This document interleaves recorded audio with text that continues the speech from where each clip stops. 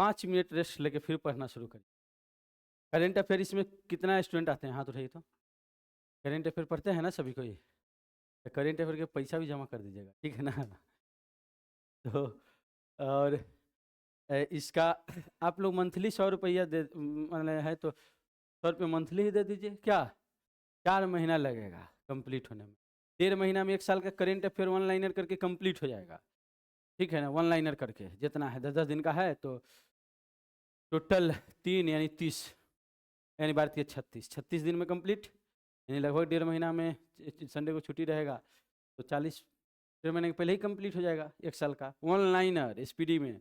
एक topic wise दिया है शुरू से, एक बार नियुक्तिया, एक बार युद्धाभ्यास, एक बार संपूर्ण जो है सूचकांक, तो टोटल ऐसे करके उसको पढ़ाने में 2.5 महीना लगता है। समझ रहे हैं ना? 1-1 घंटा पढ़िएगा तो 2.5 महीना, यानी कुल मिला करके पूरे स्पीडी करेंट अफेयर समाप्त करने में लग जाएगा तो 4 महीना। तो उसका एक बार में फी दे दीजिएगा तो 300, नहीं तो इसे मंथली 100 सबसे अच्छा है, 100 रुपये मंथली दीजिए, ठीक है? वरना कुछ ना कुछ पैसा भी आते रहे तो लगे कि चलो ठीक ठाक है। इसे तो बराबरी पर चलता है कोचिंग, ठीक है ना? चलिए अभी ध्यान दीजिए, अभी कोई समझिए, हम लोग घाटी कल पूरा कंप्लीट कर लिए थे, है ना? तो हाँ, तो पढ़ कर क्या है ना सभी कोई क्वेश्चन लिखा हुआ है, ठीक है? वो टेस्ट हम ले लेंगे आपको, आप सब कोई पढ़ लीजिएगा, ठीक है? और कल जो है पूरे दूसरा चैप्टर जो भारत के भौतिक स्वरूप है, 2 दिन और इधर 1 दिन और समय मिल गया तो उसको आप पूरा और दोबारा कंठस्थ कर लेना है, पूरा यादें कर लेना है। याद कर क्या है सभी पूछे अभी? चलिए आप खड़ा हो जाइए सर, बताइए तो। जेरेडन कोरसर नाम की पक्षी कहाँ पर निवास करती है? आंध्र प्रदेश। बैठ जाइए, आज जरूर सब कुछ सुनाएंगे, कल तो बहुत नहीं सुनाए थे। और पीछे चश्मा पहने हैं सर, आपका पहला क्लास है क्या? और उसके पीछे आप खड़ा हो जाइए। और एक और बात, आज से मतलब जो भी मिलता था डेमो का वो सब अब बंद कर दिए, ठीक है ना? क्योंकि लुसेंट ऐसा लगता है कि यहाँ पर कुछ इसे मतलब शुरू में सबको नहीं 10% स्टूडेंट को कि पूरा याद ही हो जाएगा क्लास में बैठे बैठे एकदम कहानी जैसे, दिमागों नहीं लगाएंगे तो ऐसा बात नहीं है कि न इसमें आनंद आता है पढ़ने में, पढ़ाई में किसी को आनंद नहीं आता। पढ़ना पड़ता है, रटना पड़ता है, कुछ समझ में आएगा तो अलग बात है, थोड़ा अच्छा लगता है, ठीक है ना? जो कंसेप्चुअल बात होती है उसको पढ़ने में, लेकिन रटने में वो किसी को आनंद नहीं, रटना ही पड़ेगा और वो मेहनत करना पड़ेगा। लुसेंट में फैक्ट है 80%, ठीक है ना? फैक्ट एग्जाम में 80% पूछे जाते हैं, ठीक है? इसलिए इसमें अब जो फी तो अभी कर दिए है आप लोग, बहुत सबको लगभग 1-1 हज़ार रुपये दिए हैं, ठीक है? लेकिन फी जो है इस साल तक पूरे जो है ऑफर अभी चल रहा है, जिसमें 550 रुपया जो पहले से है उतना ही फी लग रहा है, और 150 रुपया जो है मंथली है, और कम से कम 550 नहीं तो अब 150 रुपये देकर ही क्लास में मतलब जैसे कोई आ सकते हैं आपके संपर्क में कोई भी हो तो, ठीक है ना? ताकि एक 20 जब 150 रुपये देंगे तो 10 दिन 20 दिन रेगुलर जरूर रहेंगे कि नहीं पैसा लगा है, तब 20 दिन जब रेगुलर रहेंगे तब जाके समझ पाएंगे कि यहाँ पर कितना अच्छा से बातें समझ में आती है कि नहीं आती है। 1-2 दिन में आप कुछ नहीं जो समझ पाइए, 1 दिन में तो हमारा शकल सूरत देखेगा, कपड़ा देगा ये ठीक ठाक नहीं, समझ रहे हैं ना? बस इतने में रहेगा, और का समझ में आ रहा है नहीं आ रहा है इसे कुछ नहीं बुझाएगा आपको। लेकिन जब 5 दिन 7 दिन 10 दिन पढ़िएगा, जब बातें सब समझ में आने लगेगी तब फिर आगे आप रहिए कंटिन्यू, है कि नहीं? तो आपको सर बोलना है, बताइए, बोलिए तो, कौन ऐसा द्वीप है लक्षद्वीप में जहाँ पर पक्षी का अभयारण्य है? केवल केवल पक्षी अभयारण्य है, बताइए।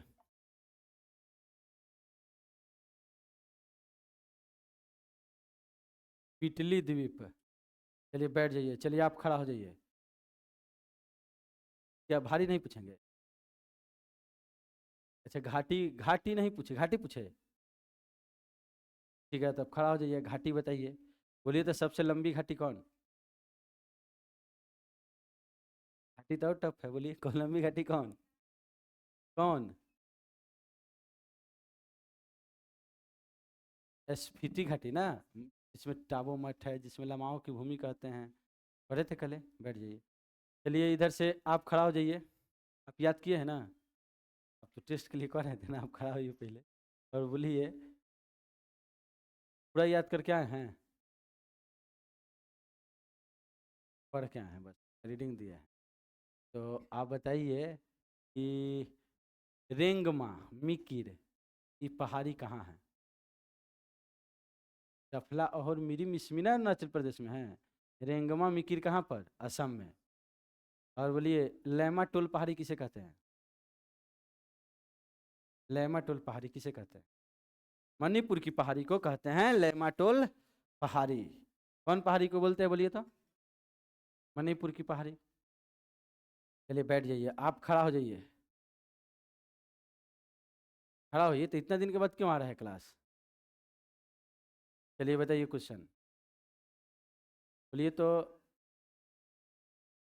11 डिग्री की जो अक्षांश रेखा है, 11 डिग्री की चैनल किसको किसको अलग करता है?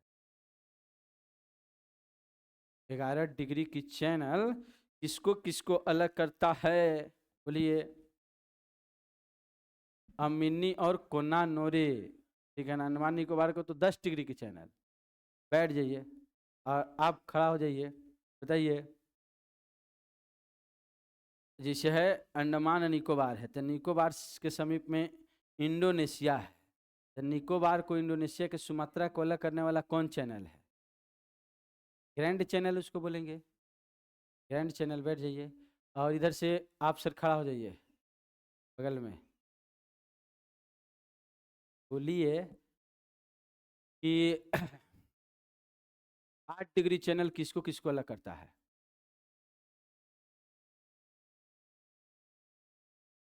मालदीव को मिनिकॉय द्वीप से। बैठ जाइए, आप सर बगल में खड़ा हो जाइए। बोलिए मिनिकॉय द्वीप की भाषा क्या है? आप ही को कर रहे हैं। हाँ, मिनिकॉय द्वीप की भाषा। बैठ जाइए। अच्छा, हम तो सीधा देखते हैं, लगता है कि ध्रुवन की क्रिया तो हो जाना चाहिए। ध्रुवन की क्रिया होता है कि एक ही जगह जहाँ लाइट मारे वहीं पर प्रकाश। हमारा जहाँ आँख से जहाँ लाइट गया एक ही जगह, तो लग रहा है मेरा ध्रुवन गड़बड़ा गया। समझ रहे हैं ना? 2 आदमी 3 3 आदमी खड़ा कैसे हो जाता? आप बताइए सर। बोलिए लिटिल अंडमान दक्षिण अंडमान को अलग करने वाला कौन सा जलमार्ग?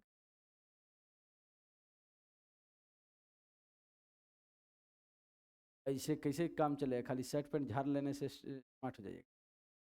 दिमाग में मतलब बातों को याद करके आइएगा तब ना। बैठ जाइए। यानी लिटिल अंडमान और दक्षिण अंडमान को अलग करने वाला डंकन जलमार्ग है। चलिए आप खड़ा हो जाइए सर इनके और बोलिए। बोलिए तो सिनकुट्टा दर्रा कहाँ से कहाँ तक जोड़ता है? सिनकुट्टा।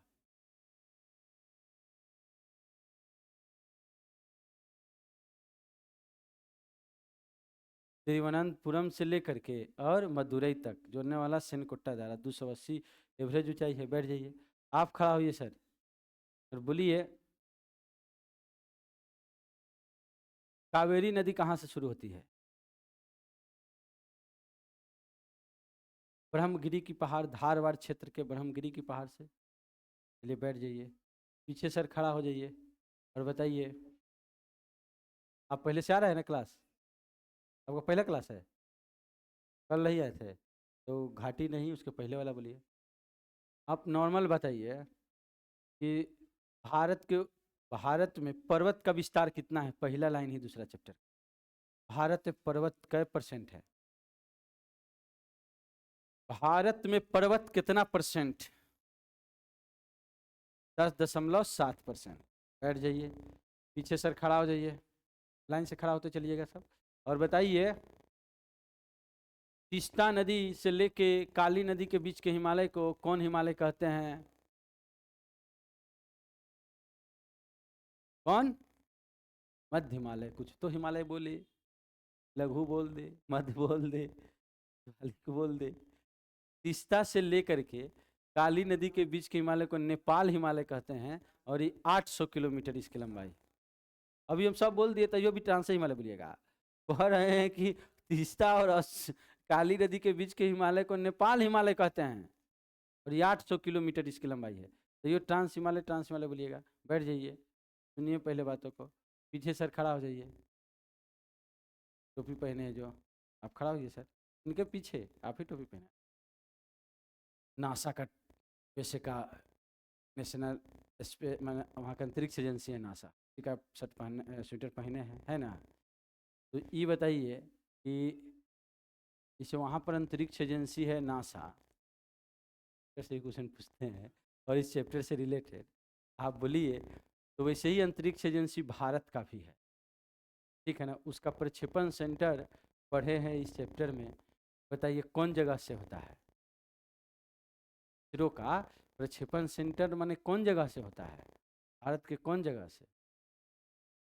तो इसरो का मुख्यालय है, बनता है वहाँ, और जहाँ से प्रक्षेपित होते हैं उस अंतरिक्षयान को छोड़े जाते हैं वो है आंध्र प्रदेश में श्रीहरिकोटा शहर, और उस श्रीहरिकोटा शहर के उस सेंटर का नाम है, जहाँ से छोड़ा जाता है उस जगह का नाम है श्री सतीश धवन अंतरिक्ष केंद्र। तो इसरो के द्वारा अंतरिक्षयान प्रक्षेपित किए जाते हैं। चलिए बैठ जाइए, और बगल में आप सर खड़ा हो जाइए, बताइए कोलेरू झील कहाँ। अच्छा, अब एक ऐसा समय बनाते हैं ना, मैं खाली क्वेश्चन पूछताछ करने के लिए वो समय दे देंगे, ठीक है, और सब कोई खड़ा हो के 5-5 क्वेश्चन पूछेंगे, ग्रुप डिस्कशन। जो पढ़ा दिए हैं वो तो सब माइंड में भी है, और नहीं हो पढ़ के आए रहेंगे उनको भी सुनते सुनते याद होगा, है कि नहीं। क्योंकि बात सुने, हम एक बार सुने होइएगा, तो इससे क्या होगा कि जो नहीं भी पढ़ने वाले हैं वो भी खिंचा खिंचा के कैसे वो रिजल्ट तक पहुँच जाएंगे, समझ रहे हैं ना। नहीं तो जो है इस तो अपने करना चाहिए, लेकिन नहीं करिएगा तो उसका भी उपाय है। बताइए आप, पुलिकट झील कहाँ है। आंध्र प्रदेश और तमिलनाडु में। बैठ जाइए, आप खड़ा होइए सर, पहला क्लास है तो ये तो बताइएगा ना कि भारत में हिमालय जहाँ था वहाँ पहले क्या हुआ करता था। तेथिस सागर। बैठ जाइए, आप खड़ा होइए सर, और बताइए उत्तर भारत को दक्षिण भारत से अलग करने वाला नदी कौन नदी है। उत्तर भारत को दक्षिण भारत से अलग करने वाला नदी कौन नदी है।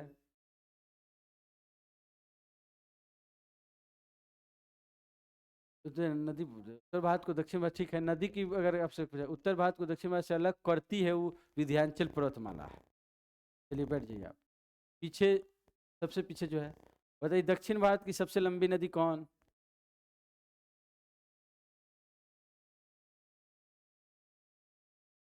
कौन नदी है, गोदावरी नदी है दक्षिण भारत की सबसे लंबी नदी, जो वृद्ध गंगा दक्षिणी गंगा कहते हैं। बैठ जाइए आप सर, खड़ा हो जाइए, बताइए जल्दी कि सबसे अधिक भ्रंश घाटी से बहने वाली नदी कौन।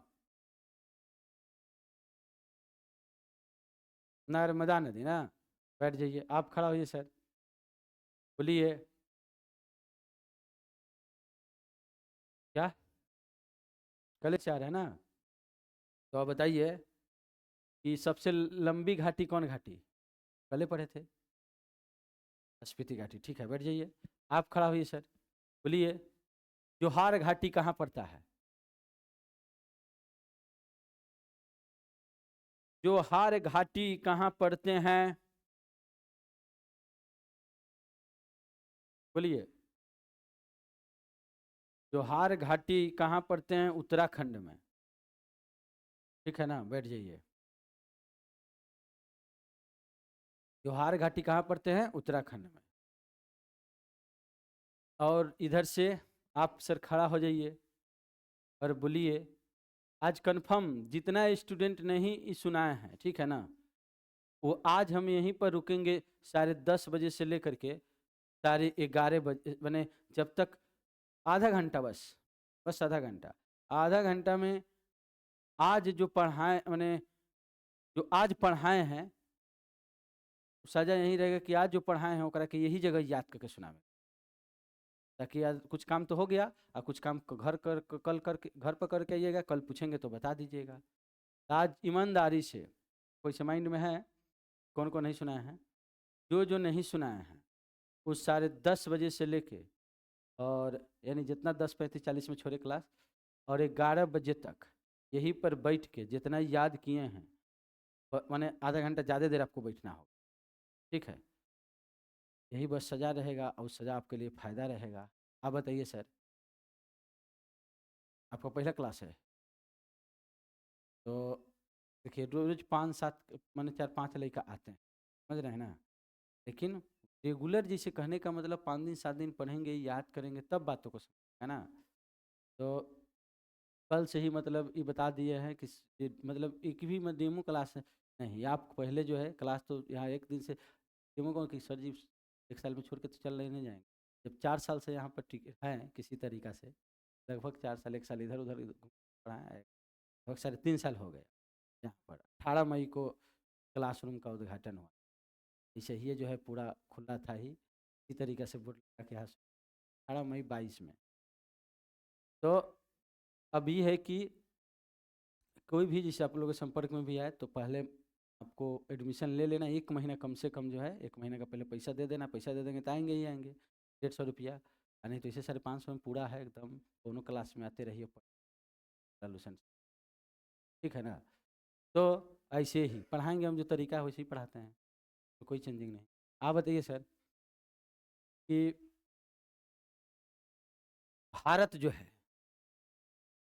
भारत के दक्षिणी पठार जो है उसमें कोरोमंडल तट किस तट में है, पूर्वी तट में कि पश्चिमी तट में? पूर्वी तट में है ना कोरोमंडल, बैठ जाइए, क्योंकि कृष्णा नदी से कन्याकुमारी। आप खड़ा हो जाइए, आप बताएं, अभी अभी आए हैं, तो बताइए कोंकण तट कहाँ से कहाँ तक?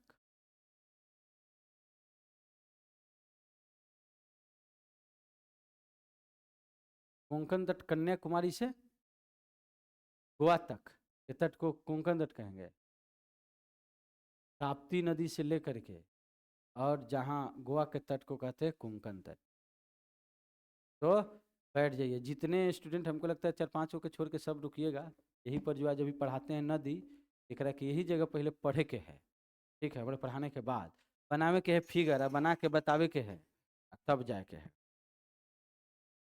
तब तक हम बाहर से 10-15 मिनट में घूम फिर के भी आ जाएंगे। ऐसा नहीं कि बाहर गए 10-15 मिनट सब खा लिए, तो अगला दिन से बड़ा सा डंडा रहेगा, एकदम जैसे बीपी हाई होता है वही हिसाब से पिटाई होगा। इनका बीपी हाई हो जाता है ना, तो ना धुन मारता है, ठीक है ना, तो उसी हिसाब से समझ लीजिए। ध्यान दीजिए इधर, अब शुरू करते हैं हम लोग भारत की नदियाँ। देखिए तो बहुत जटिल सेक्शन है, लेकिन फिर भी आराम से हम लोग पढ़ेंगे। भारत की नदी, और ज़्यादा नहीं 200 नदी बस याद रखेंगे, और 200 नदी का नाम कंठस्थ कर लेना है 3-4 दिन में। अभी कैसे होगा करते हैं हम लोग। सबसे पहले फिगर से समझ लेते हैं।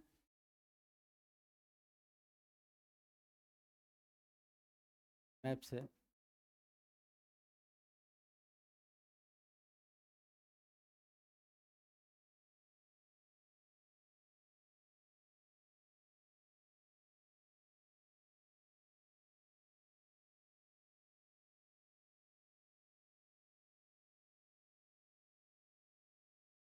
इसको कैलाश पर्वत कहते हैं, और ये मानसरोवर झील है। मानसरोवर झील इस सनोखिया बाब जगह है, सनोखिया बाब। मानसरोवर झील के सनोखिया बाब से एक नदी शुरू होती है, का नाम है सिंधु नदी, और ये भारत में प्रवेश करती है। दर्रा का नाम है जोजिला दर्रा, जो कि लेह से श्रीनगर तक भी जाती है। इसी में प्रवेश करती है सिंधु नदी, और सिंधु नदी की लंबाई जो है यह 2880 किलोमीटर है। सिंधु नदी की लंबाई बोलिए कितना है? 2880 किलोमीटर। और इसमें बहुत सारी नदियाँ एक एक कर के मिलती है। इस नदी को जानना है हम लोगों को, जो सहायक नदियाँ है, तो इसमें संयोग नदी ऊपर से आके मिल जाती है। संयोग नदी कौन नदी आके मिलती है? ऊपर में आके मिल जा रही है श्योक, और एक गिलगित नदी इधर से आके मिलती है आगे में जाके गिलगित, और ये नीचे में है जास्कर। पढ़े भी थे कि ऊपर में काराकोरम है, लद्दाख है, तब जास्कर है। जास्कर नीचे होगा, और काराकोरम लद्दाख को अलग करने वाला श्योक नदी था, और ये सिंधु नदी, और ये जास्कर नदी है, छोटी नदी है, इतना बड़ी नहीं है, जास्कर। तो श्योक, जास्कर, गिलगित, तीन गो तो पढ़ लिए। हुंजा और नुब्रा, इस एरिया में भी एक नदी बहती है जिसका नाम है नुब्रा नदी, और इधर से एक हुंजा नदी। अभी इतना हम लोग पढ़ लिए, श्योक, जास्कर, नुब्रा, हुंजा, गिलगित। श्योक, जास्कर, नुब्रा, हुंजा, गिलगित। और इसी में जो है गेसर नदी है, गेसर एक नदी है जिसका नाम है गेसिंग। कौन नदी बोलेंगे इसको? पेज नंबर निकाल लीजिए सभी को, 131। तो गेसिंग नदी है, वो सीगर है। बस हो गया द्रास, गेसिंग, सीगर, द्रास। इधर हो गया सब जास्कर, श्योक, गिलगित, हुंजा, नुब्रा, गेसिंग, सीगर, द्रास। तो द्रास नदी आप ध्यान दीजिए इसी साइड में बहती है, जास्कर श्रेणी की तरफ ही द्रास नदी है, द्रास। और एक गेसिंग और सीगर। तो एक सीगर नदी तो नजर आया था, गेसिंग हम खोजे, गेसिंग नहीं बुझाया। इधर है सीगर और गेसिंग, बस याद कर लीजिएगा, इधर ही कहीं होगा गेसिंग। इतना क्लियर है, सही है, ठीक है ना। तो इतनी सारी नदियाँ आपको याद रखना है, जो कि छोटी छोटी सहायक नदी। अभी बड़ी बड़ी तो हम लोग पढ़ेंगे 5 गो। क्या बोले?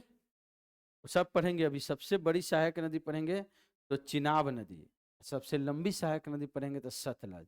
तो सब बड़ी बड़ी नदी है, वो 5 गो बड़ी सहायक नदियाँ अभी तुरंत हम लोग पढ़ेंगे, ठीक है ना।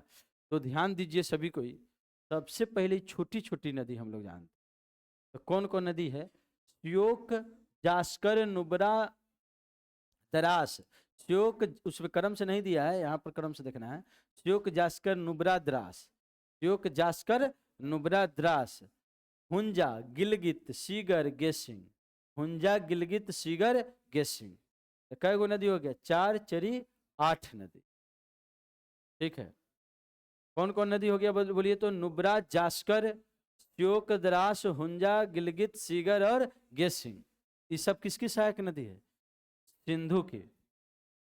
सब बनाना है आप लोगों को फिगर यहीं पर, तुरंत पेज लाए हैं सब, किन्हीं को बोले ना सादा पेज लेकर के आना है, तो माइंड में सेट कर लीजिए, ठीक है। और ये जो है 7 नदियाँ, 8 नदियाँ जो सिंधु की छोटी सहायक नदी है। अब जानिए इधर, यहाँ पर वेरीनाग जम्मू कश्मीर में है, यहाँ से शुरू होती है झेलम नदी। कौन नदी कहेंगे? वेरीनाग, जम्मू कश्मीर के वेरीनाग के से शुरू होती है झेलम नदी। जम्मू कश्मीर के वेरीनाग से शुरू होती है झेलम नदी। डल झील, बुलर झील, श्रीनगर शहर, तीनों कहेंगे झेलम नदी के किनारे है। कौन कौन झील बोलिए तो? डल झील, बुलर झील, डल झील, बुलर झील, डल झील, बुलर झील और श्रीनगर शहर। चलिए बताइए ये सभी किस नदी के किनारे है?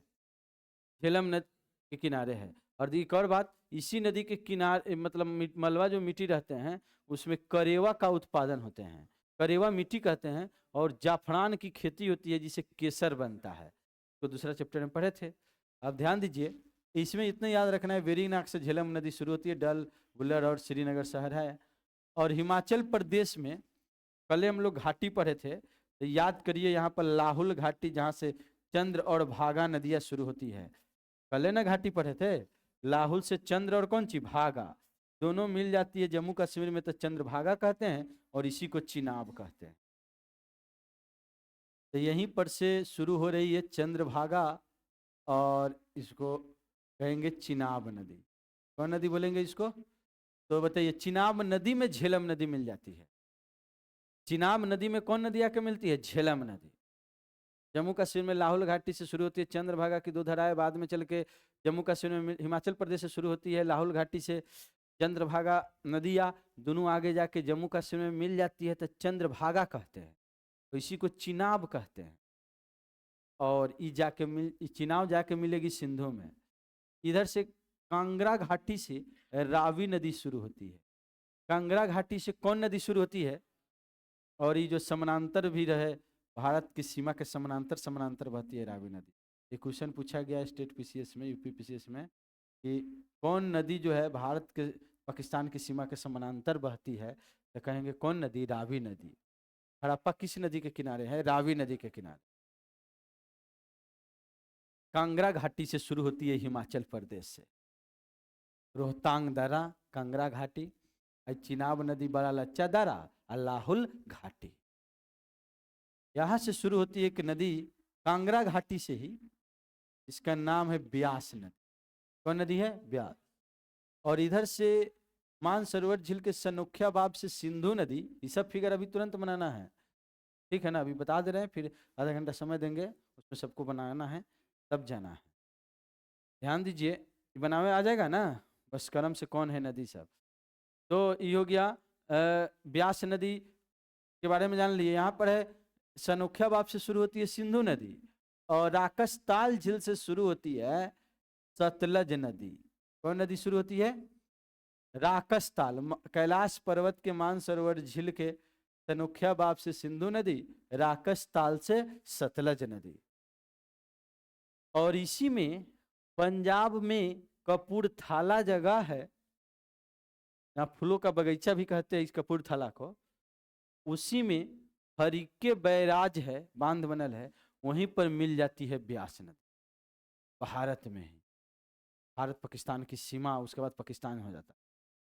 तब भारत में पंजाब में कपूरथला के हरिके जगह में ब्यास नदी, जो कांगड़ा घाटी रोहतांग दर्रा से शुरू हुई, आके मिल जाती है।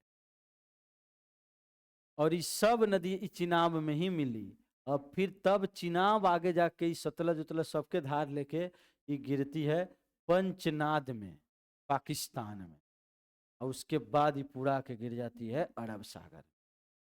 ये है सिंधु नदी तंत्र, जो कि भारत में इसकी लंबाई 1114 किलोमीटर है, और टोटल लंबाई 2880 किलोमीटर।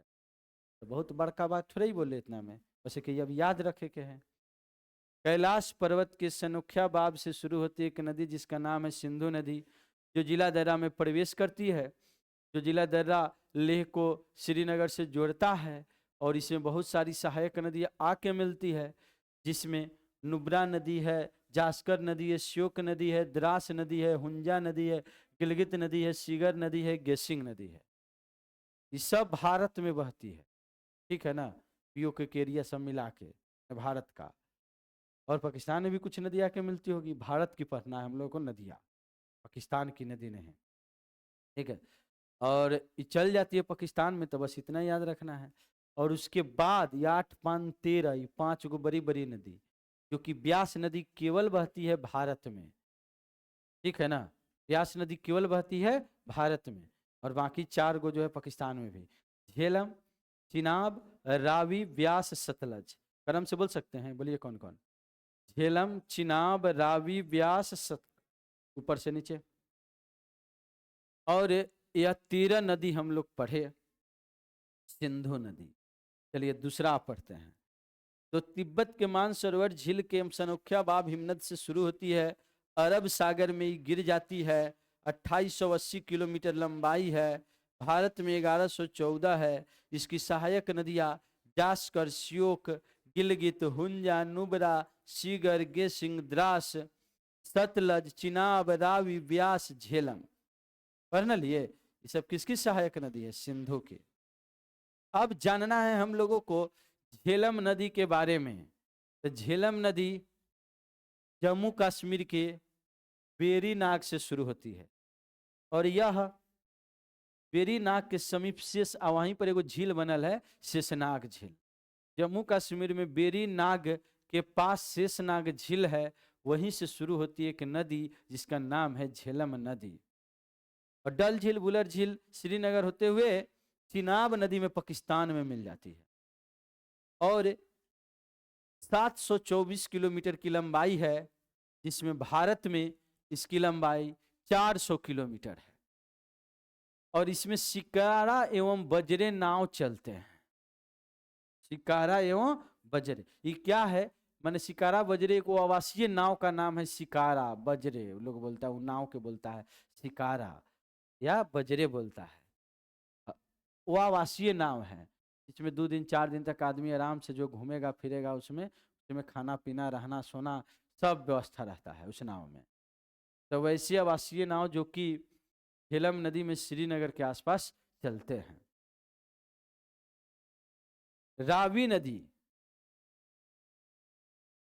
हिमाचल प्रदेश के लाहुल घाटी के बारालच्चा दर्रा से शुरू होती है। अच्छा, ये तो चिनाब नदी पहले पढ़ लेते, चिनाब नदी पहले, चिनाब है तो चिनाब पढ़ लेते, उसके नीचे वाला। चिनाब नदी चंद्रभागा के रूप में बारालच्चा दर्रा लाहुल घाटी से शुरू होती है और यह सिंधु नदी में जाके मिल जाती है। भारत में इसकी लंबाई 1180 किलोमीटर है। भारत में इसकी लंबाई कितनी है बताइए? 1180 किलोमीटर। भारत में इसकी लंबाई कितनी है? 1180 किलोमीटर है। और यह सिंधु की सबसे बड़ी सहायक नदी है। सिंधु की सबसे बड़ी सहायक नदी कौन है बताइए? तो चिनाब नदी। और जब यह पीर पंजाल गहरा गौर्ज, देखिए ये जो है ना, हिमाचल प्रदेश से शुरू हुआ तो ऊपर में एक पर्वतीय घाटी है, दर्रा है, जिसका नाम है पीर पंजाल। तो पीर पंजाल में जब जाती है तो काफी ऊंचाई से गिरने के कारण उसमें बहुत सारे गड्ढे बने हुए हैं। तो गहरे और उस गहरे यू आकार की घाटी को गौर्ज कहते हैं। तो इसे बहुत सारे गहरे गौर्ज बने हुए हैं पीर पंजाल में। किस नदी द्वारा? चिनाब नदी द्वारा। और जम्मू कश्मीर में अखनूर जगह में जाती है तब पर्वत भाग खत्म हो जाता है, मैदान आ जाता है। जम्मू कश्मीर में किस जगह के बाद चिनाब नदी मैदानी भागों में प्रवेश कर जाती है? तो अखनूर जगह में। जम्मू कश्मीर में कौन जगह? अखनूर। चलिए लास्ट हम लोग पढ़ लेते। चिनाब नदी, चिनाब नदी है हिमाचल प्रदेश में एगो घाटी है हिमालय की, लाहुल घाटी। वो में रास्ता है जिसे दर्रा कहते हैं और उसका नाम है बारालच्चा दर्रा। कौन दर्रा है? जहां से 2 नदियां की धार शुरू होती है, 2 छोटी छोटी नदियां शुरू होती है, जिसका नाम है चंद्रभागा। चंद्र और भागा दोनों जम्मू कश्मीर में मिल जाती है तो चंद्रभागा नदी कहते हैं। और यह चंद्रभागा नदी को ही चिनाब नदी कहते हैं और जा करके सिंधु में मिल जाती है। भारत में इसकी लंबाई 1180 किलोमीटर है। यह सिंधु की सबसे बड़ी सहायक नदी है। और जब यह पीर पंजाल गौर्ज को पार करती है तो गहरे खाई गौर्ज का निर्माण करती है और अखनूर के पास यह जम्मू कश्मीर में मैदानी भागों में प्रवेश कर जाती। बहुत बड़का बात थोड़ी, इतने बात याद रखे के, इससे बाहर क्वेश्चन आ ही नहीं सकता। बहुत कुछ पढ़ लिया, अगर वो करेगा तो बहुतों के नहीं आएगा। ठीक है, इतना तो पहले यह बात याद हमेशा के लिए रह जाए, वही बड़ी बात है। हमेशा माने 2 साल तक एक के 8 बार 10 बार पढ़ ले, जब क्लियर हो जाए तो फिर आगे के ज्ञान अर्जित करेंगे।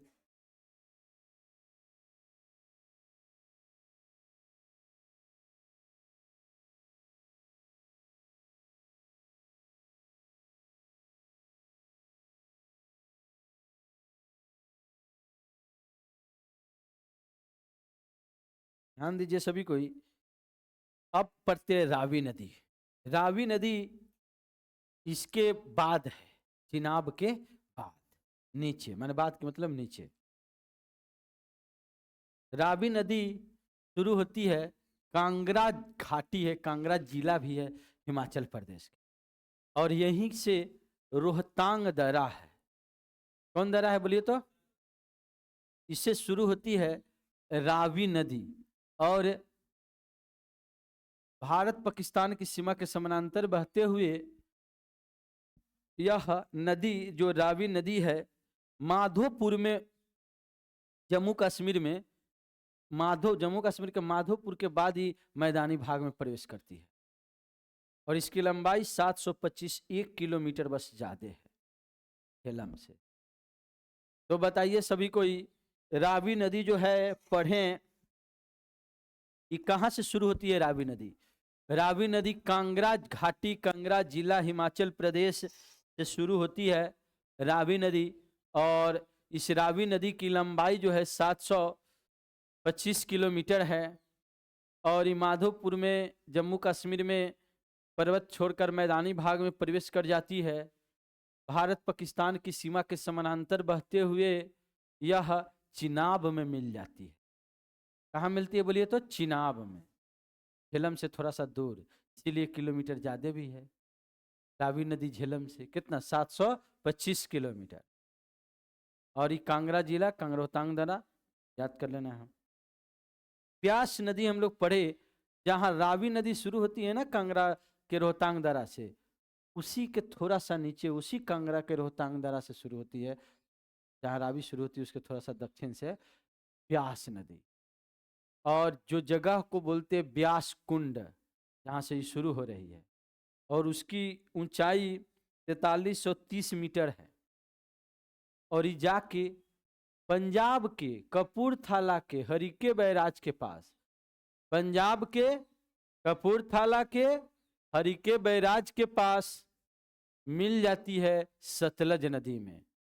और इसकी लंबाई मात्र 470 किलोमीटर है। कितनी है बोलिए तो?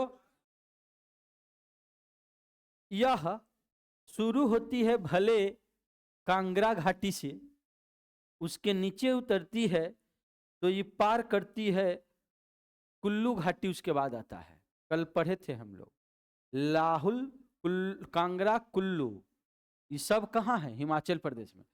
तो कांगड़ा के बाद नीचे में कुल्लू है, तो कांगड़ा को पार करेगा, फिर कुल्लू को पार करेगा, फिर आ जाएगा धौलाधर पर्वत। धौलाधर हिमाचल प्रदेश में, जो कि दूसरा चैप्टर में पढ़े थे, धौलाधर श्रेणी, जो कि लघु हिमालय का भाग था।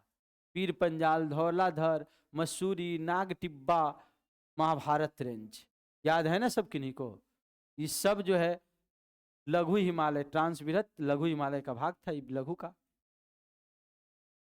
तो देखिए ये नदी 3 घाटी में बहती है, एक कांगड़ा, एक कुल्लू और धौलाधर।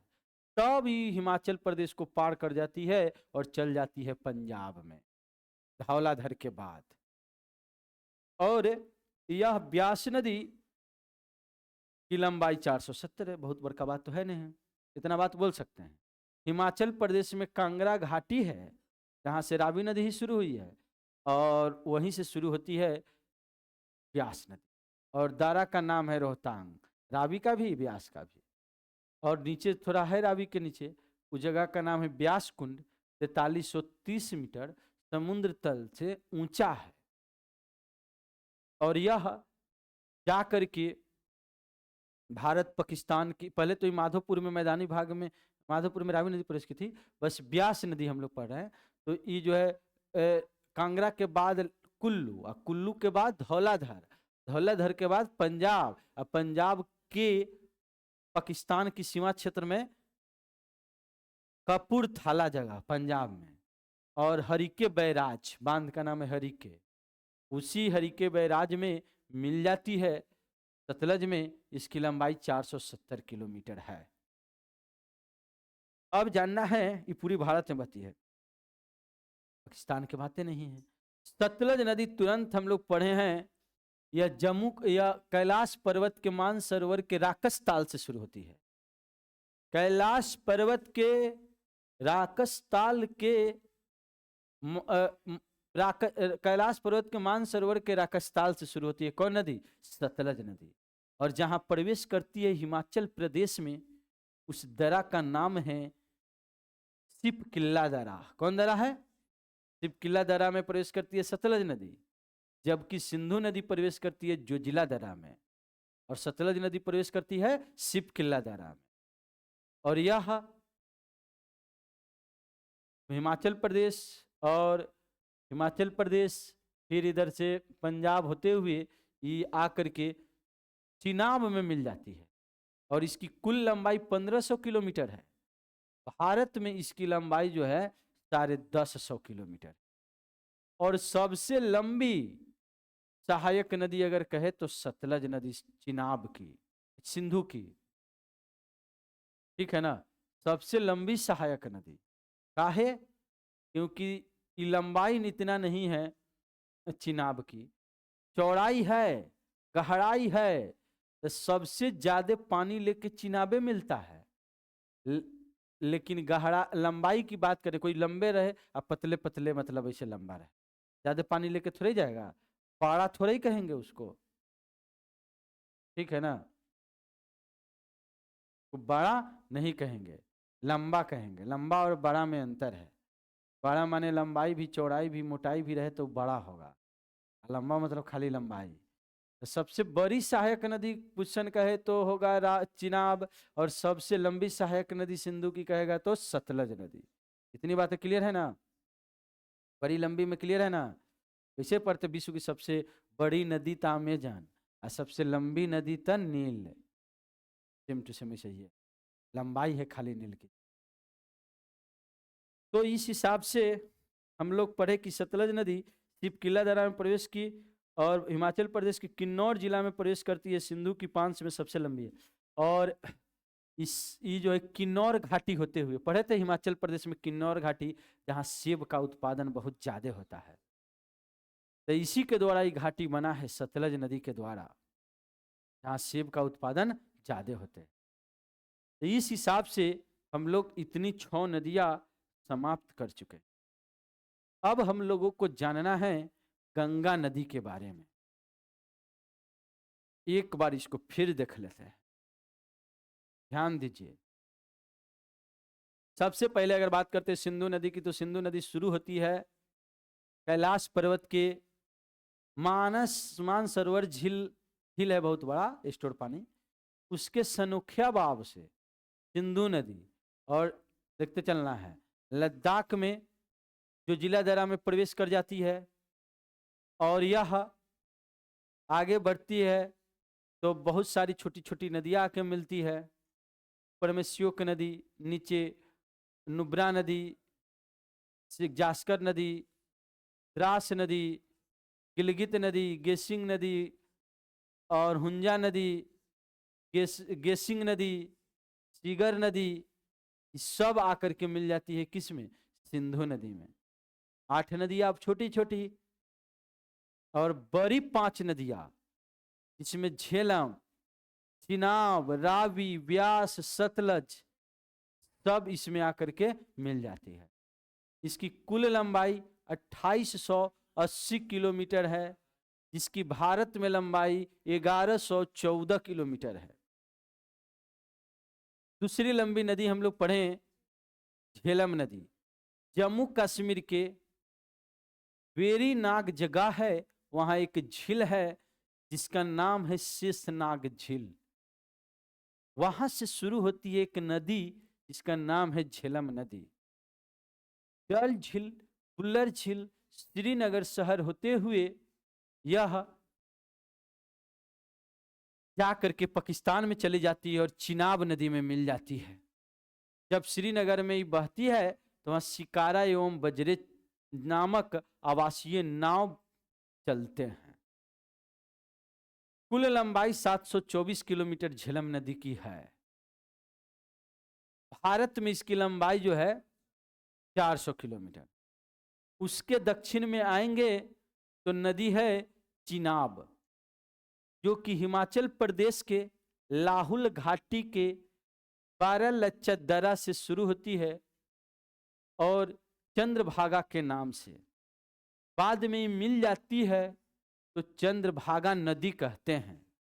इसी को चिनाब नदी कहते हैं। यह नदी जब पीर पंजाल दर्रा को पार करती है तो गहरे गॉर्ज का निर्माण करती है। और इस सबसे बड़ी सहायक नदी है सिंधु की। अखनूर के समीप यह मैदानी भाग में प्रवेश कर जाती है, जम्मू कश्मीर में ही। चिनाब नदी की लंबाई 1180 किलोमीटर है, जो कि भारत में। इतनी बात क्लियर। अब जानना है रावी नदी। हिमाचल प्रदेश के रोहतांग दर्रा के कांगड़ा घाटी से शुरू होती है रावी नदी और आगे बढ़ती है भारत पाकिस्तान की सीमा बनाते हुए माधोपुर में जम्मू कश्मीर में मैदानी भाग में प्रवेश करती है। कौन नदी? रावी नदी। और जा करके चिनाब नदी में मिल जाती है। इसकी लंबाई 725 किलोमीटर है। क्लियर है बातें? अब देखिए, तेजी तेजी से हम पढ़ाते थे, एकदम जल्दी जल्दी जल्दी, लेकिन पूछते तो नहीं, बताते हैं तो एकदम हम भी सोच ले एकदम आराम आराम। फालतू के अकेले जो है हड़बड़ाने से कुछ होने जाने को है। हम सोचेंगे जल्दी जल्दी जल्दी जल्दी कंप्लीट हो जाए, लेकिन अब नहीं पाइएगा तो फिर हमारा पढ़ाना व्यर्थ है। अब 2-4 स्टूडेंट ही सुना है, बाकी नहीं सुना है, तो क्यों नहीं उस बात को स्पष्ट आपके दिमाग में खटाक से जाए, पहले खटाखट खटाखट, तब उसके बाद जो है बातें याद रहेगी, एक बार देखेंगे तो। नहीं तो कम से कम घरे नहीं देखेंगे तो यूँ सुनल का तो याद रहेगा। तो पहले स्पष्ट स्पष्ट पहले दिमाग में हर जगह में फिट तो हो, पहले सेट तो हो। तो आराम आराम से ही पढ़ाने का विषय है, हड़बड़ा के अपने आप को तेज बनने की जरूरत नहीं है, ठीक है ना। हमारा पढ़ने से, हमारा याद करने से क्या मतलब है? आप यहाँ है चाहे हम हैं, आपके रिजल्ट के लिए, अपना रिजल्ट के लिए थोड़ी है, आपके रिजल्ट के लिए। हम तो कोनो फॉर्म नहीं भरते हैं, कोई फॉर्म नहीं, कोई एग्जाम नहीं, कुछ के नहीं। लगभग हो गया 4 साल, कोनो एग्जाम ही नहीं, ना कोनो फॉर्म, ठीक है। तो हम तो आपके लिए मतलब जो है पढ़ाते हैं, ठीक है। आप सोचेंगे इतना नहीं फिक्र, तब नहीं फिक्र है, जले जीवन है, जले चल रहा है, चल रहा है, समझ रहे हैं ना। हम को ठीक लगता है पढ़ाना, हमको नौकरी करना ठीक नहीं लगता है, ठीक है, आते हैं तो इसलिए आपको फायदा हो, इसलिए तो ध्यान से सुनिए और पढ़िए, याद करिए। नहीं तो यहाँ तो बैठ के याद करबे करिएगा। आज आधा घंटा से शुरुआत कर रहे हैं, ठीक है ना, ध्यान दीजिए। तो रावी नदी कंप्लीट 725 किलोमीटर लंबाई है। और है ब्यास नदी, कांगड़ा घाटी रोहतांग दर्रा हिमाचल प्रदेश में दक्षिण भाग रावी के ब्यास कुंड जगह से 4330 मीटर ऊंचाई से शुरू होती है रावी नदी। और यह शुरू होती है ब्यास नदी, ब्यास कुंड से। और यह कांगड़ा से तो शुरू, तो कांगड़ा घाटी पार करबे करेगी, तब आ जाती है कुल्लू, कुल्लू के बाद जाती है धौलाधार, धौलाधार के बाद पंजाब में। तीनों घाटी पार करके तब कहाँ? पंजाब में। और कपूरथला के हरिके बैराज के पास सतलज में मिल जाती है। इसकी लंबाई 1500 किलोमीटर है और भारत में 1050 किलोमीटर। अब आगे हम लोग पढ़ते हैं गंगा नदी तंत्र। अब ये सतलज नदी का है ना, बोलिए।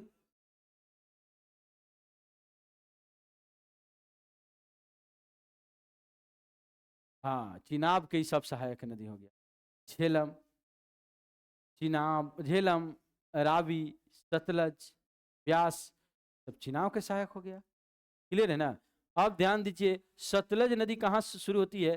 कैलाश पर्वत के राकसताल झील से, याद रखना है। और ये नदी शिव किला दर्रा में प्रवेश करती है, किन्नौर घाटी होते हुए यह जाके चिनाब में मिल जाती है। और ध्यान दीजिए, व्यास तो इसमें आके मिलवे करती है, और ये जाके चिनाब में मिल जाती है। और इसकी लंबाई, अच्छा, ब्यास की लंबाई 470 किलोमीटर था, और चिनाब की सतलज की लंबाई 1500, और भारत में 1050 किलोमीटर। हाँ, सुधार लेना है, ठीक है ना।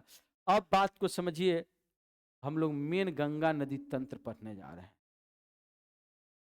ये जो है पूरा बना लीजिएगा, इसको बना लीजिए तुरंत, ठीक है। अब बाकी तो ये पूरा याद रहबे ना करेगा कैसे कैसे है, बस सादा कॉपी पर चाहे जैसे इसको देख देख के याद करके लिखे के बनावे के है। चलिए आप समझिए, इधर यहाँ पर उत्तराखंड में एक जगह है उत्तरकाशी जिला। कौन जिला है बोलिए तो? अब पढ़ पढ़ के अपना से बनाइएगा, उत्तरकाशी जिला। और यहाँ से एक गंगोत्री जगह है जहाँ गोमुख हिमानी है, जहाँ से शुरू होती है उत्तरकाशी जिला के गंगोत्री के गोमुख हिमानी से शुरू होती है एक नदी जिसका नाम है भागीरथी नदी। कौन नदी कहते हैं इसे? भागीरथी नदी इसलिए कहते हैं क्योंकि राजा भागीरथ ने इसे तपस्या करके इस पृथ्वी पर लाए थे। इस नदी को राजा भागीरथ के जो पूर्वज थे वो अश्वमेध यज्ञ किए थे। अश्वमेध यज्ञ, अश्वमेध यज्ञ में होता क्या है कि घोड़ा की पूजा करके और उसके बाद छोड़ दिया जाता है। घोड़ा जहां जहां तक जाएगा पीछे सैनिक लगा रहेगा, वहां तक साम्राज्य रहेगा उस राजा का। यदि घोड़ा को कोई पकड़ लिया तो समझ लिया जाएगा ये अधीनता स्वीकार नहीं कर रहा है राजा के, सोच रहा है कि हमारा राजा का अधिकार हमारे क्षेत्र में नहीं है, यहाँ राज नहीं चलता है। तो जो भी अगर घोड़ा जा रहा है, जो अगर उसको पकड़ लेगा तो उसको युद्ध करना पड़ेगा, अगर हरा दिया तो उसका क्षेत्र नहीं तो राजा का क्षेत्र। ऐसे अश्वमेध यज्ञ होते थे, अश्वमेध यज्ञ। तो इसी जग में लवकुश वाला पढ़े न थे, सब लवकुश वाला देखे हम लोग, तो उसमें जो है कैसे चुनौती स्वीकार कर लेता है लवकुश। तो ऐसे होता है। आज के युग में इसे साम्राज्य विस्तार हो सकता है क्या? आज के युग में होगा? घर से अगर जो है बकरी बैल अगर गाय अगर थोड़ा घर से थोड़ा निकला तो बांध के लेके चल जाएगा दूसरा कोई। समझ रहे हैं कि हमारा दूरा पर आ गया था, खाली दूरा पर कहा आया है। ठीक है, नहीं ऐसा नहीं, लेकिन कम से कम लेके चल जाएगा। ठीक है, तो अभी ध्यान दीजिए, यह जो है लेकिन पहले था, राजतंत्र थे तो ऐसा चलते थे। तो इसी में अश्वमेध यज्ञ हुआ, और इस अश्वमेध यज्ञ में सब कोई ध्यान दीजिए, राजा भागीरथ के पूर्वज ऐसे यज्ञ करके और छोड़ दिए घोड़ा को। तो उस घोड़ा को एक दुष्ट प्रवृत्ति का व्यक्ति थोड़ा गुम हो गया, घोड़ा दूर हो गया, सैनिक से थोड़ा दूरी पर चल गया, सैनिक नहीं ढूंढ पाया। तो उस घोड़ा को जा करके एक जंगल में एक ऋषि तपस्या कर रहा था, उस तपस्या के कर रहे ऋषि के बगल में कुटिया था, उसी कुटिया में बांध दिया और भाग गया वो व्यक्ति। राक्षस का जो जलन था उस साम्राज्य से। तो और जैसे सब वहाँ पहुँचा तो देखा कि चारों तरफ देखा, ढूंढ रहा था सब घोड़ा, लास्ट में मिला उस कुटिया में। कहा कि ऋषि को इतना मतलब कि मतलब हैसियत हो गया, औकात हो गया कि बांध दिया है हमारा घोड़ा को, ये लड़ेगा हमसे, हमारा अधीनता नहीं स्वीकार करेगा। तो सब बैठ गया, चारों ओर से इंतजार कर रहा था कब मौन धारण खत्म होते हैं।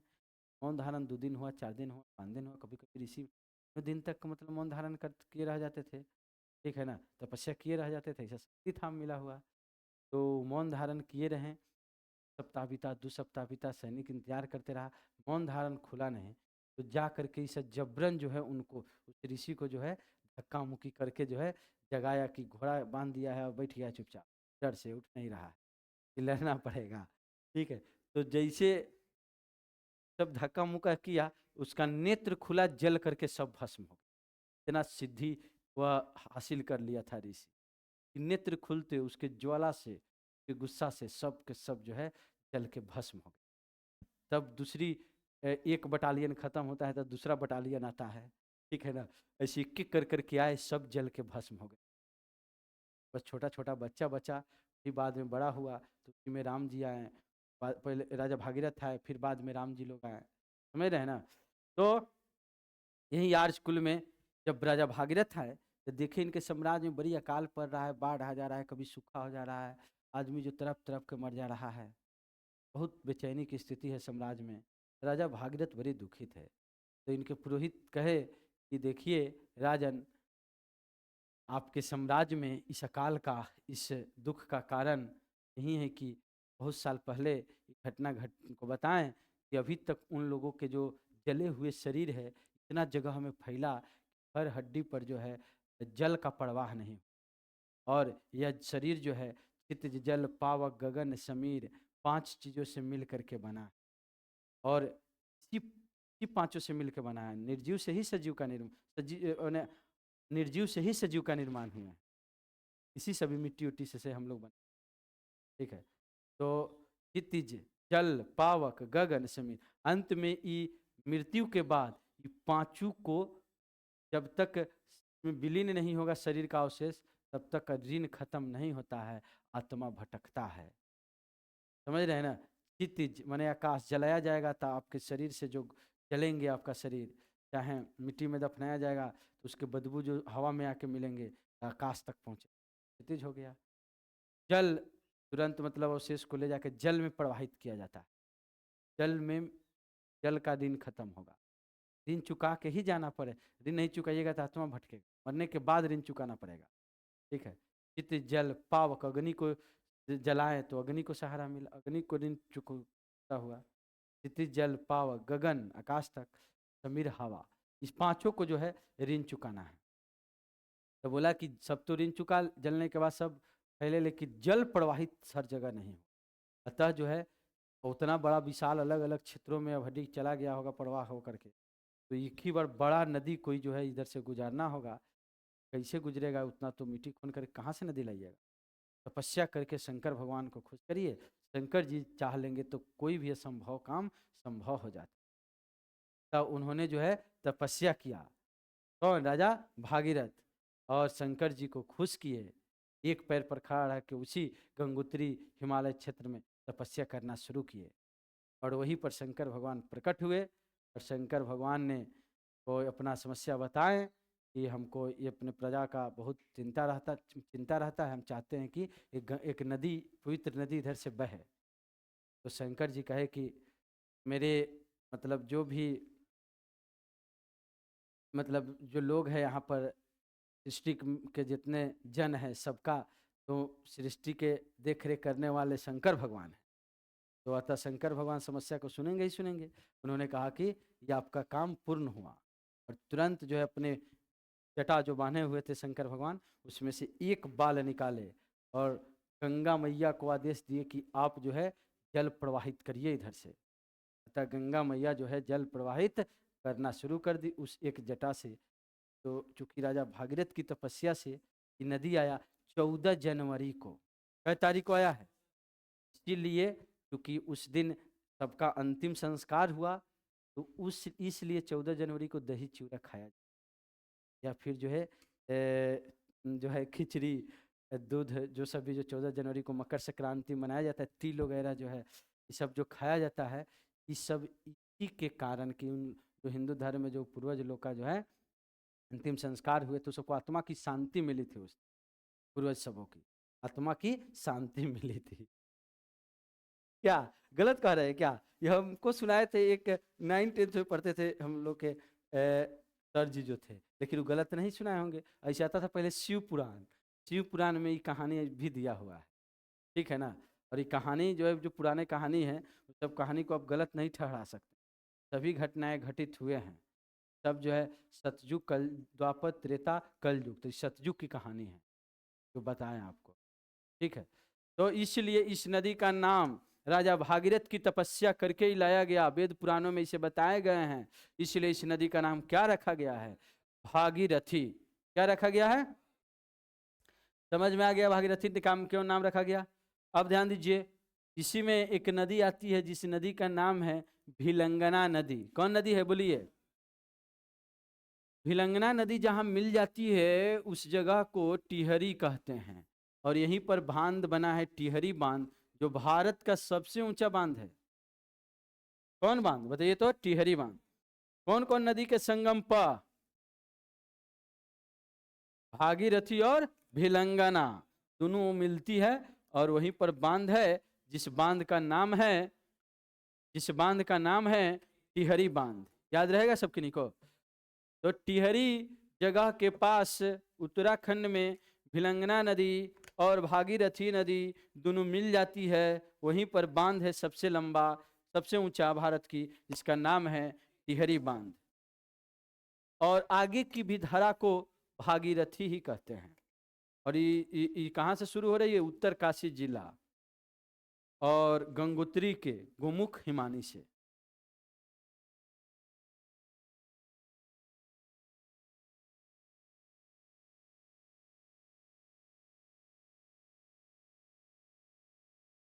आप ध्यान दीजिए, जैसे आगे बढ़ेगी, इधर से एक नदी है जिसका नाम है विष्णु गंगा, और इधर से नाम है धौली गंगा, और इस जगह को कह देते हैं सतोपथ हिमानी। इस क्षेत्र का नाम क्या है? सतोपथ। और यहीं पर एक मंदिर है जिसका नाम है बद्रीनाथ धाम। कौन धाम है बोलिए तो? बद्रीनाथ, केदारनाथ, बद्रीनाथ, यमुनोत्री, गंगोत्री, हेमकुंड साहिब, सब पढ़े थे कुमायूं हिमालय में, काली और सतलज नदी के बीच में, उत्तराखंड में। तो यही है बद्रीनाथ। से शुरू होती है विष्णु गंगा नदी और ये धौली गंगा नदी, ये दोनों जहाँ मिल जाती है उसे कहते हैं विष्णु प्रयाग। क्या बोलते हैं बोलिए तो? इसे कहते हैं विष्णु प्रयाग। कौन कौन नदी के मिल जाने से बताइए? धौली गंगा और विष्णु गंगा, ये दोनों नदी के विष्णु गंगा इधर, धौली गंगा इधर, अब विष्णु गंगा के किनारे एगो धाम है के बद्रीनाथ धाम। और इसको मिलने के बाद विष्णु प्रयाग में, इसी को जोशी मठ भी कहते हैं। विष्णु प्रयाग का एक और नाम क्या है? जोशी मठ। मिलने के बाद इसके कहते अलकनंदा। क्या बोलते हैं इसे? अलकनंदा। धौली गंगा विष्णु गंगा जब मिल जाती है तो इसे कहते हैं अलकनंदा नदी। जोशीमठ के बाद इसमें एक नदी आके मिल जाती है पिंडार नदी। कौन नदी है? जहां मिलती है उस जगह को कर्ण प्रयाग कहते हैं। उस जगह को क्या बोलते हैं बताइए? कर्ण प्रयाग। यानी अलकनंदा नदी में जो पिंडार नदी मिल जाती है तो उस जगह को कहते हैं कर्ण प्रयाग। कौन जगह कहते हैं उसे? और इधर से आती है एक नदी जिसका नाम है मंदाकिनी नदी। मंदाकिनी नदी को काली गंगा भी कहते हैं। क्या बोलते हैं इसे? मंदाकिनी या काली गंगा नदी के जहां से शुरुआत है वहीं पर केदारनाथ धाम है। कौन धाम है बोलिए तो? केदारनाथ। और या के मिलती है उस जगह का नाम है रुद्रप्रयाग। रुद्रप्रयाग। फिर आगे बढ़ती है नदी अलकनंदा और इधर से भागीरथी, दोनों मिल जाती है देवप्रयाग में। कहाँ मिल जाती है बताइए तो? देवप्रयाग। तब इस सम्मिलित धारा को कह देते हैं, तब इस सम्मिलित धारा को कह देते हैं गंगा नदी।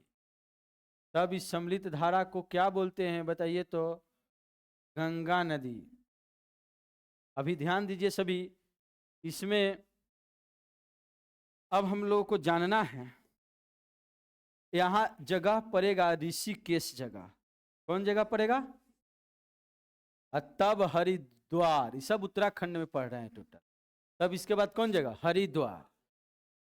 और तब यह मैदानी भाग में प्रवेश करती है गंगा नदी।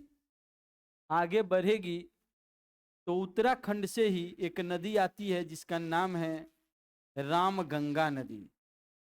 रामगंगा, रामगंगा। और यह उत्तराखंड के नैनीताल से शुरू होती है, जहां पर एक पार्क बना है जिम कार्बेट पार्क। ठीक है ना? तो याद रहेगा सब किन्हीं को, उत्तराखंड के नैनीताल के जिम कार्बेट पार्क से शुरू होती है एक नदी जिसका नाम है रामगंगा नदी। और यह उत्तर प्रदेश में आकर के कन्नौज शहर, कन्नौज का त्रिपक्षीय संघर्ष हम लोग पढ़ेंगे हिस्ट्री में, कन्नौज शहर में आकर के मिल जाती है रामगंगा नदी। इसे खुशबुओं का शहर भी कहते हैं कन्नौज शहर को। और इन रामगंगा नदी इसमें आके मिल गया। 602 किलोमीटर की नदी है जिस नदी का नाम है रामगंगा नदी। इसके बारे में भी पढ़ेंगे हम लोग। अब ध्यान दीजिए, अब यमुना नदी शुरू होती है यह यमुनोत्री जगह से। यमुनोत्री उत्तराखंड में ही पड़ते हैं। और बंदर पूंछ पहाड़ से। यमुनोत्री के कौन पहाड़? बंदर पूंछ पहाड़। और ये उत्तर काशी जिला में भी पड़ता है यमुना नदी भी। और ये आकर के मिल जाती है प्रयागराज, जिसे इलाहाबाद कहते हैं, गंगा नदी में। इसमें चंबल नदी, केन नदी, बेतवा नदी, तीनों सहायक नदी है यमुना की। चंबल, केन और बेतवा। 1375 किलोमीटर की यमुना नदी है। कै किलोमीटर की? 1375। और इसकी सहायक नदी कौन कौन पर है? चंबल, केन, बेतवा चंबल, केन और बेतवा सब उत्तर प्रदेश में मिल जाती है यमुना नदी में। तब इधर से हम लोग पढ़े थे लिपुलेख द्वारा काली नदी के द्वारा निर्मित है। नेपाल के मिलाम हिमनद से शुरू होती है एक नदी जिसका नाम है काली नदी। क्या नाम है? उत्तर प्रदेश में जब ये प्रवेश करती है तो इसे शारदा नदी कहते हैं। काली नदी को ही बताइए उत्तर प्रदेश में कौन नदी कहते हैं? शारदा नदी कहते हैं।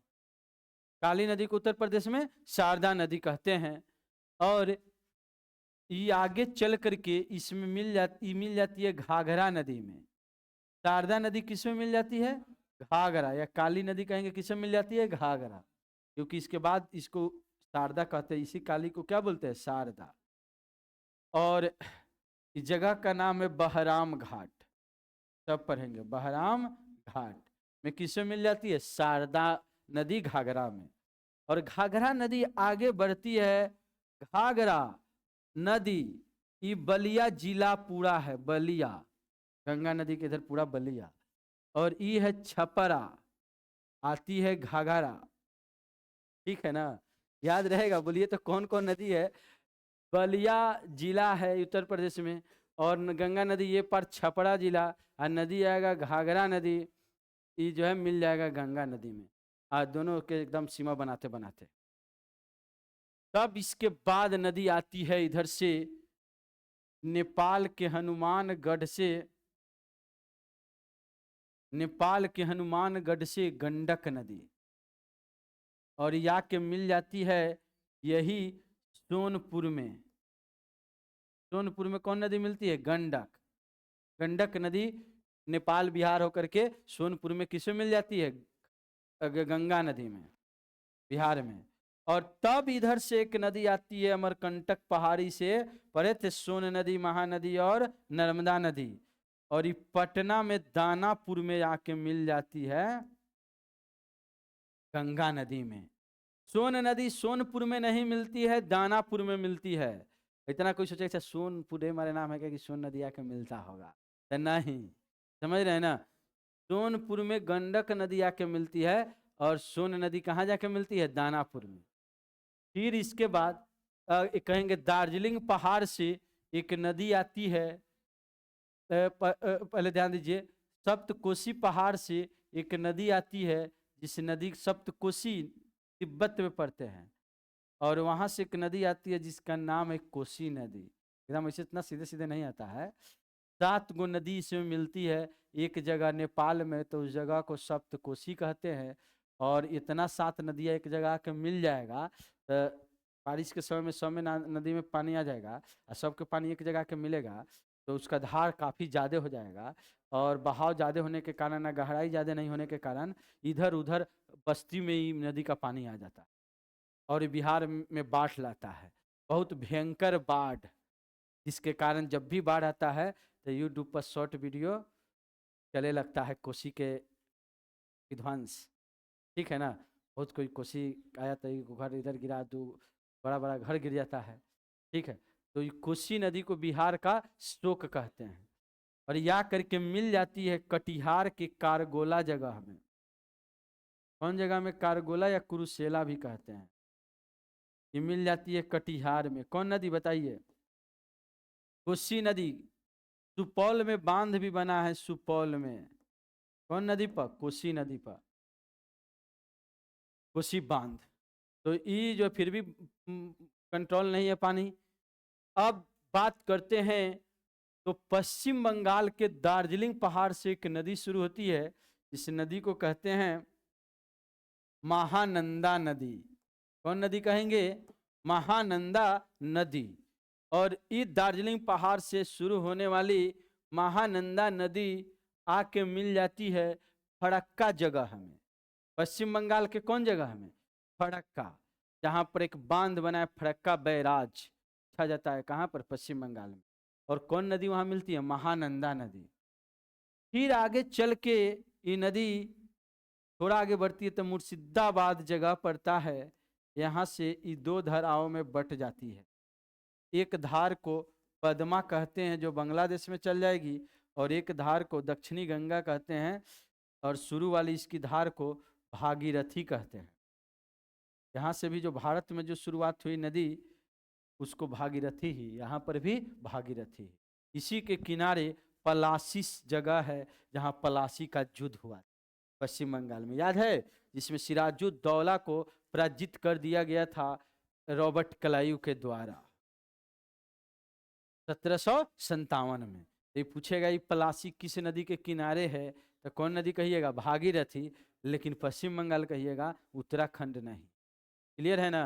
अब ध्यान दीजिए, यह पद्मा नदी आगे बढ़ेगी तो इसी में ब्रह्मपुत्र नदी आगे आ रही होती है। बांग्लादेश में इस ब्रह्मपुत्र नदी को जमुना कहते हैं। कौन नदी कहते हैं, तीस्ता नदी जब मिल जाती है ना तब इसको यहीं बांग्लादेश में प्रवेश कर गया, लेकिन तीस्ता नदी मिलती है थोड़ा दूर, इसको ब्रह्मपुत्रे कहते हैं बांग्लादेश में, लेकिन जब तीस्ता नदी आके मिल जाती है तब इसकी सम्मिलित धारा को जमुना कहते हैं।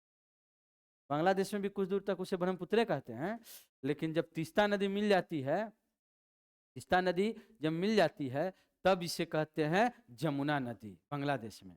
और ध्यान दीजिए कि जमुना नदी की जगह का नाम है पावना जगह। पावना बहुत बड़ा शहर है बांग्लादेश का। और ये गोलुंडो घाट, इस जगह का नाम क्या है बताइए तो, गोलुंडो घाट के पास मिल जाती है पद्मा में जमुना, तब इसकी सम्मिलित धारा को भी जमुना ही कहते, पद्मा ही कहते हैं। क्या बोलते हैं इसे, पद्मा ही बांग्लादेश में कहते हैं, जमुना के मिलने के बाद भी, क्योंकि जमुना ऊपर से आती है और पद्मा नीचे रहती है, तो ये गिर रही है इसमें, तो जो ऊपर रहेगा वो गिर जाएगा और जो है उसका अस्तित्व खत्म हो जाएगा। इसीलिए हमेशा धरातल से जुड़ के रहिए, अस्तित्व बना रहेगा। ऊपर ऊपर रहने की कोशिश नहीं करिए, समझ रहे हैं ना, नहीं तो अस्तित्व नदी की तरह खत्म हो जाएगा। तो ये ऊपर वाला का अस्तित्व खत्म और इसका नाम जाना जाता है नीचे वाला के नाम पर, और इसका नाम है पद्मा नदी। पद्मा में गिरी जमुना, और तब ये नदी जा करके गिर जाती है, एक आ रही होती है मणिपुर से नदी, मेघना नदी। कौन नदी है, मेघना, और इसमें ई नदी जाके गिर जाती है पद्मा नदी, ऊपर से जाके नीचे ताल धार लेके, तब इसका अस्तित्व खत्म हो जाता है पद्मा के, और इसे कहते हैं मेघना। क्या बोल देते हैं, और ये बंगाल की खाड़ी में गिर जाती है। कुल लंबाई 2525 किलोमीटर गंगा नदी। तो ये हो गया पूरा गंगा नदी तंत्र। जहां पर ये मेघना में मिलती है उस जगह का नाम है चांदपुर जगह। कौन जगह है, चांदपुर। तो ये गंगा नदी तंत्र क्या बन जाएगा पूरा, इसको एक बार दो बार देखेंगे तो जरूर बनेगा।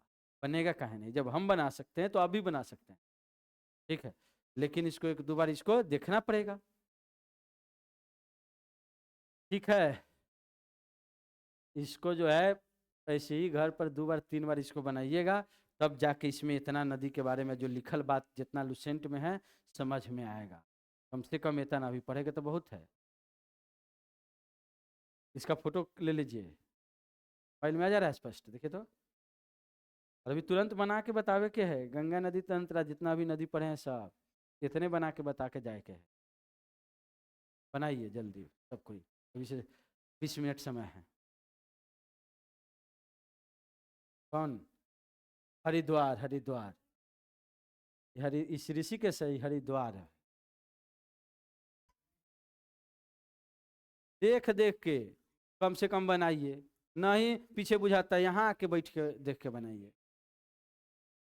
क्या क्या बोले, टिहरी, भिलंगना नदी है, उसको भी लिख देते हैं। नदी का नाम है भिलंगना नदी, भिलंगना, भिलंगना।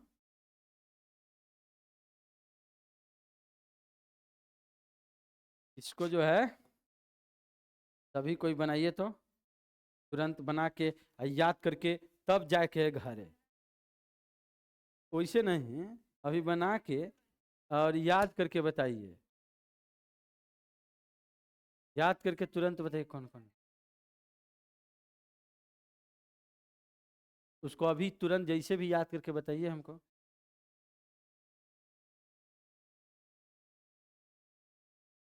जो करना यहीं पर करिए, बताइए।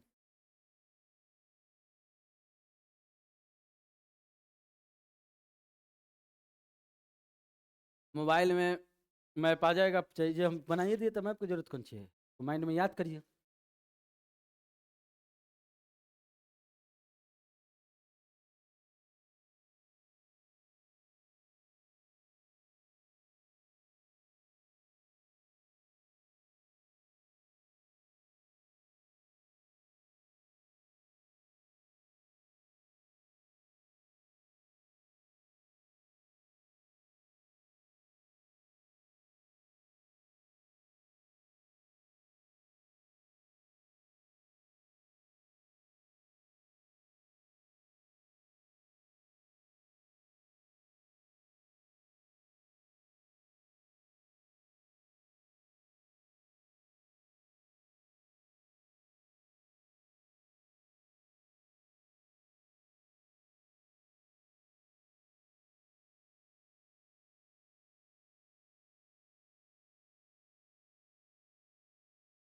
तो सेंट में लास्ट पेज में थोड़ा होगा ना जगह, उसमें का नदी तन लास्ट पेज खाली है सेंट का, है ना? थोड़ा बनाइए तो सभी कोई देख देख के, गंगा नदी तंत्र। अगला दिन से पेज लेके आइएगा, कलम किताब भी ना ले ले, चल दीजिएगा तो पढ़े तो बनाइए। नहीं बुझाता है वो पूछिए, नहीं दिखाई दे रहा है तो आगे आ जाइए।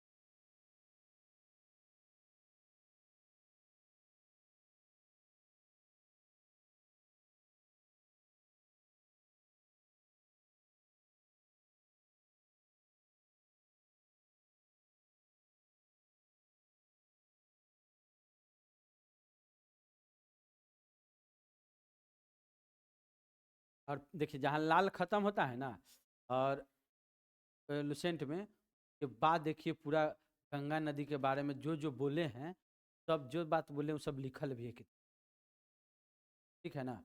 पर उसको पढ़िए, जितना बात बोले हैं वो सब लिखल है। लाल जैसे लुसेंट में नदी खत्म होता है तो लिखा हुआ है जो बातें लाल बाद पोस्ट बना के बाद वाला है, उसको पढ़िए, कहाँ कहाँ पर कौन है, कैसे है, कौन। मुर्शिदाबाद के बाद आगे गया तब पदमा, होने से जमुना आया, गोलुंडो घाट मिल गया, तब यो पद में कहे आगे, फिर मेघना आया तो चांदपुर में मिला, तब उसके बाद मेघना।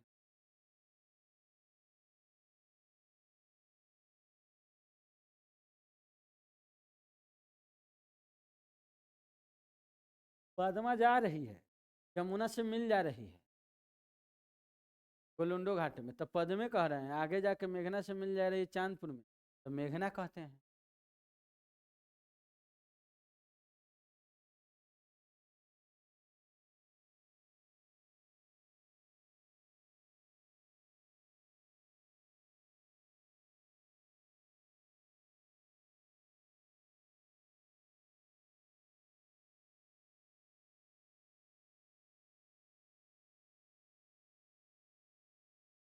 कहाँ से? सप्त कोशी से, कोसी नदी। सुपौल लिखे, सुपौल में वो बांध बना। के नीचे वो तो मुर्शिदाबाद है, लेकिन उसके नीचे वो जहाँ मिलती है ना, उस जगह को फरक्का कहते हैं। और ओकरा बाद लिखले मुर्शिदाबाद, तो वो फरक्का के बाद के जगह है मुर्शिदाबाद, वहां से दो भागों में बढ़। महानंदा नदी है, वही ना पूछ रहे हैं आप?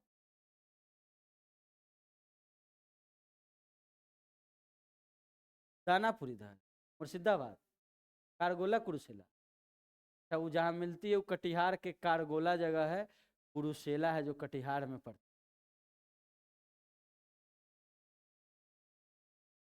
जहाँ मिल रही है वो कटिहार का कारगोला कुरुसेला जगह है।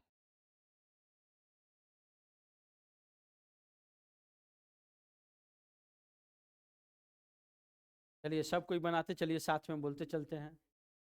देखिए यहाँ से हम शुरुआत से कर दे रहे हैं, ये सब एक बार फिर से। उधर गंगोत्री जगह है, उत्तरकाशी जिला है, इतना लाइन बना लिए होइएगा। तेलंगाना मिला के यहाँ टिहरी जगह लिख दीजिए। इतना क्लियर है सबके नहीं को? नहीं इतना क्लियर हुआ कम? उत्तरकाशी जिला गंगोत्री, इसको भागीरथी लिख लेना है। भिलंगना जहाँ मिल गया उसको कह देते हैं टिहरी, और टिहरी बांधी। फिर आगे बढ़ा देना है, और वहाँ पर एक बनाना है इस टाइप का, और यहाँ से इसका नाम दे देना है विष्णु गंगा, इसका नाम दे देना है धौली गंगा। फिर जहाँ मिल रहा है वो लिख देना है जोशीमठ, या फिर विष्णु प्रयाग, कोनो एगो नाम लिख दीजिए। फिर इसे अलकनंदा कहते हैं।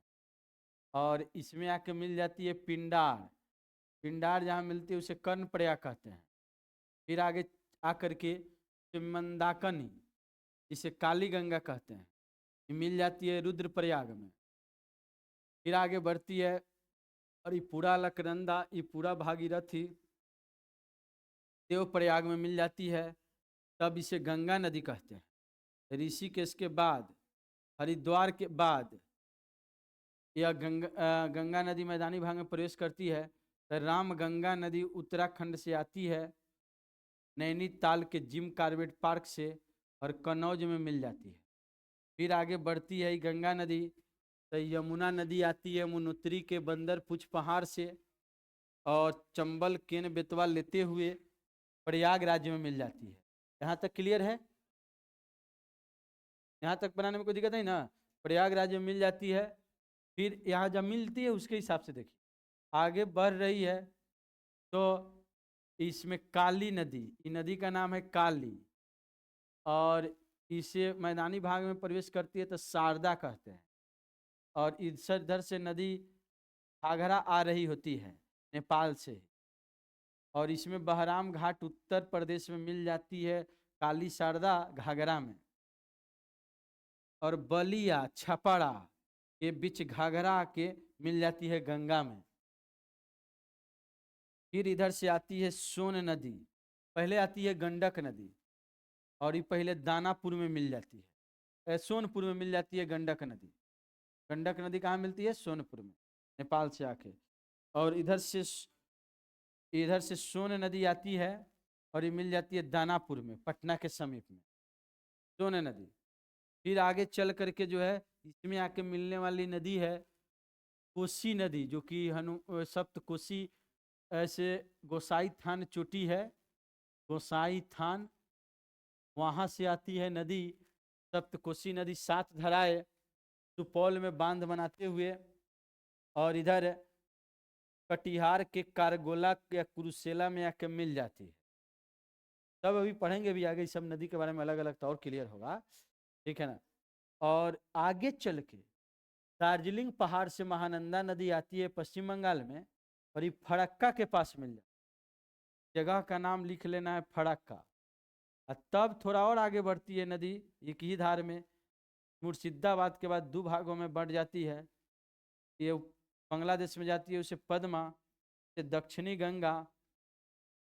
और ये पद्मा जैसे आगे बढ़ती है तो इसमें जमुना नदी जो आ रही, ब्रह्मपुत्र नदी जो आ रही है, उसमें तीस्ता जब मिल जाती है तो इसे जमुना कहते हैं। और यह पद्मा में मिल जाती है तभी पद्मे कहते हैं, और पावना के गुलुंडो घाट में मिलती है। और मणिपुर से आ रही मेघना नदी में ही पद्मा मिल जाती है चांदपुर में, तब मेघना कहते हैं। इधर से भागीरथी नदी कहते हैं जब दूधारा भारत में पश्चिम बंगाल में आई तो। और याद रखिए इसी में इसके बाद की धारा को, इसमें एक नदी आती है हुगली नदी, इसमें मिल जाती है तो हुगली कहते हैं। और इस जगह के हुगली, इसी के किनारे कलकत्ता शहर है, और ये धौलपुर जगह में हुगली नदी मिलती है, धौलपुर में हुगली, तब इसे हुगली नदी कहते हैं। इसे दक्षिणी भागीरथी, उसके बाद अब हुगली कहने लगे, हुगली धौलपुर में मिला था, तब इसे हुगली कहते हैं। इसी के किनारे कलकत्ता शहर है, और ये हुगली नदी आके गिर जाती है बंगाल की खाड़ी में ही। ठीक है ना?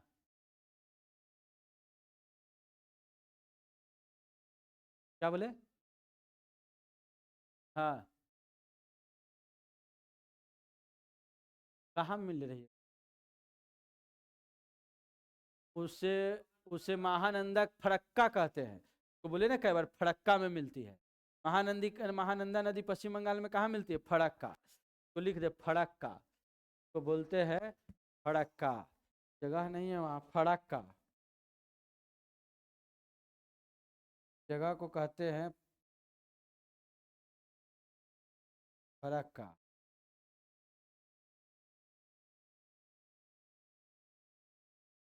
बनाए सभी को जो है गंगा नदी तंत्र, यहाँ पढ़ लिए, फिर घर पर जा करके देखेंगे, मोबाइल में सब बना होगा। समझ रहे हैं ना? जितना है सब मोबाइल में भी है। अब तो ऐसा नहीं कि जा नहीं देख पाए, भुला गए, कुछ नहीं, मोबाइल में सर्च मारिए गंगा नदी तंत्र, तुरंत पूरा आ जाएगा, बना है सब।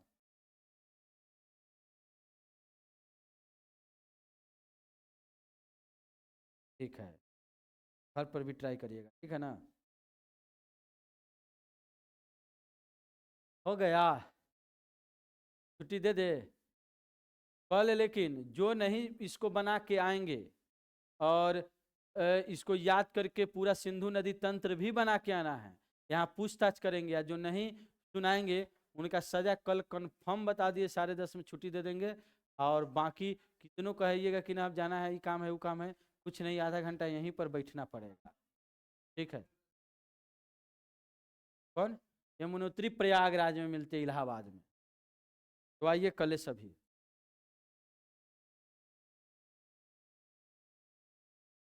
कौन कौन? हाँ, बिहार में हो गया कौन कौन? तो हो गया घाघर, बिहार में आ गया आपको गंडक और सोन नदी और कोसी नदी, बस यही। सब सब पूछेगा, सब बना देंगे ना, अभी पहले इसको याद रखिए, ठीक है ना? फिर एक एक कर करके अभी बताएंगे, अभी सब पढ़ना है।